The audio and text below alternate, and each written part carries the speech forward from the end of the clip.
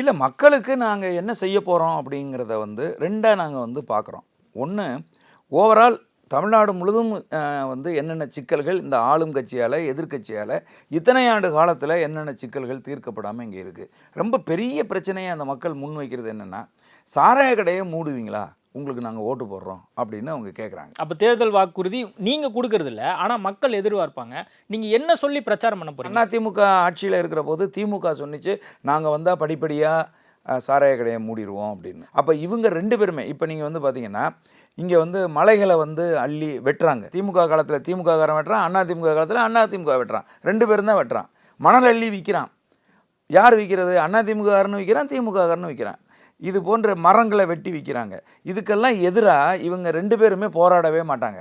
அப்போ நாங்கள் வந்து என்ன சொல்கிறோம், இவங்கெல்லாம் திரும்ப திரும்ப அதை சொல்லுவாங்க, வாக்குறுதி கொடுப்பாங்க. நீட்டை நாங்கள் வந்து வந்தால் நாங்கள் நீட்டை வந்து இல்லாமல் பண்ணிடுவோன்னுவாங்க. எல்லா வாக்குறுதிகளையும் கொடுத்து விட்டு தேர்தல் நேரத்தில் உங்களுக்கு 2000 3000 பணம் கொடுத்து உங்கள் வாக்கை பறித்து அவங்க திரும்ப ஆட்சிக்கு வந்தாங்கன்னா அதையே தான் செய்வாங்க. இந்த 5 வருஷத்தில் உங்களுக்கு என்ன செஞ்சாங்க?